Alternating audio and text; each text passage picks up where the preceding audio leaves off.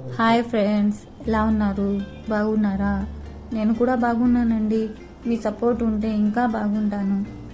ఏం లేదండి, నిన్న కూడా ఫీవర్ ఉంది, అందుకని నిన్నటి నుంచి ఏం వీడియో పెట్టలేదు.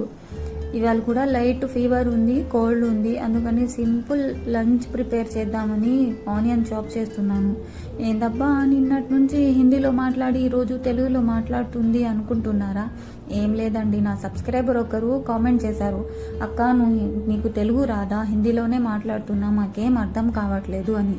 తమ్ముడు, first of all thank you so much తమ్ముడు, నువ్వు నా వీడియో చూసి కామెంట్ పెట్టావు.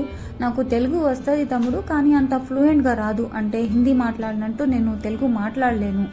అందుకని నేను వీడియోస్ హిందీలోనే చేస్తున్నాను, కానీ ఇప్పటి నుంచి నేను తెలుగులో మాట్లాడడానికి ట్రై చేస్తాను. ఎందుకంటే నా సబ్స్క్రైబరు సఫర్ అవుతున్నారు కదా, ఇప్పటి నుంచి నేను తెలుగులోనే మాట్లాడడానికి ట్రై చేస్తాను. ఓకేనా ఫ్రెండ్స్? ఏం లేదు ఫ్రెండ్స్, ఏంటంటే బాబోయ్ టొమాటోస్ 100 రూపీస్ అంట కిలో. అందుకని నేను టొమాటోస్ లేకుండా ఏం కర్రీ చేద్దామని ఆలోచిస్తూ ఉంటే నాకు పెరుగు పులుసు గుర్తుకొచ్చింది.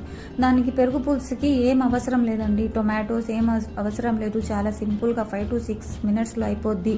తినడానికి కూడా చాలా బాగుంటుంది. ఏం లేదండి, నేను స్టవ్ మీద ప్యాన్ పెట్టుకున్నాను. ప్యాన్ పెట్టుకున్న తర్వాత కొంచెం ప్యాన్ హీట్ ఎక్కిన తర్వాత దాంట్లో ఆయిల్ వేసుకున్నాను. ఆయిల్ వేసిన తర్వాత జీలకర్ర ఆవాలు వేసుకున్నాను. జీలకర్ర ఆవాలు కొంచెం చట్పటాలాడిన తర్వాత ఉల్లిపాయలు వేసుకోండి. ఉల్లిపాయ పచ్చిమిరపకాయ వేసుకోండి.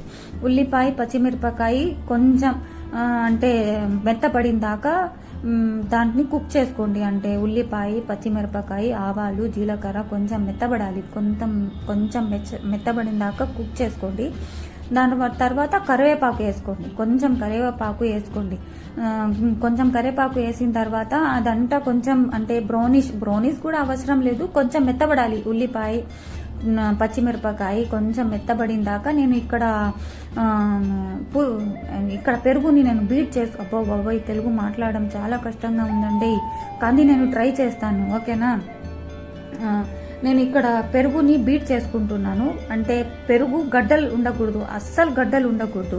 గడ్డలు ఉంటే తినడానికి బాగుండదు. చూడండి నేను ఎట్లా బీట్ చేసుకుంటున్నాను. మీ దగ్గర ఇది బీటర్ ఉంటే మీరు బీట్ చేసుకోండి, లేకపోతే ఫోక్ ఉంటుంది కదా, ఫోక్తోనైనా మీరు బీట్ చేసుకోవచ్చు.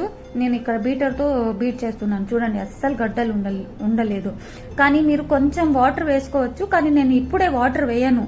అంటే నేను ఉల్లిపాయల్లో వేసిన తర్వాత వాటర్ వేసుకుంటాను. ఉల్లిపాయలు కొంచెం చూడండి, ఉల్లిపాయలు కొంచెం మెత్తబడాయి.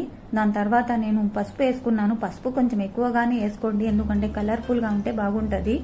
ఇక్కడ నేను రెడ్ చిల్లీ పౌడర్ కూడా వేసుకున్నాను. రెడ్ చిల్లీ పౌడర్ కూడా మీ ఇష్టము, మీరు కారం ఎక్కువ తినాలనుకుంటే ఎక్కువ వేసుకోండి, తక్కువ తినాలనుకుంటే కొంచెం తక్కువ వేసుకోండి. ఈ సాల్ట్ కూడా వేసుకున్నాను. సాల్ట్ కూడా మీ టేస్ట్కి సరిపడంతా వేసుకోండి. చూడండి ఎంత కలర్ఫుల్గా ఉందో. దాని తర్వాత నేను పెరుగు వేసిన ముందు నేను స్టవ్ ఆఫ్ చేశాను, ఎందుకంటే పెరుగుని మరగనిస్తే పెరుగు పగిలిపోద్ది, తినడానికి బాగుండదు, అంటే అది తినడానికి పనికిరాదు. అందుకని నేను స్టవ్ ఆఫ్ చేసిన తర్వాత నేను పెరుగు వేశాను. ఓకేనా ఫ్రెండ్స్? చూడండి ఎంత కలర్ఫుల్గా ఉందో. ఓకేనండి, చూడండి సింపుల్గా మీరు కూడా టొమాటోస్ లేకుండా ట్రై చేయండి. ఓకేనా? నా వీడియో కానీ నచ్చితే లైక్ చేయండి, షేర్ చేయండి.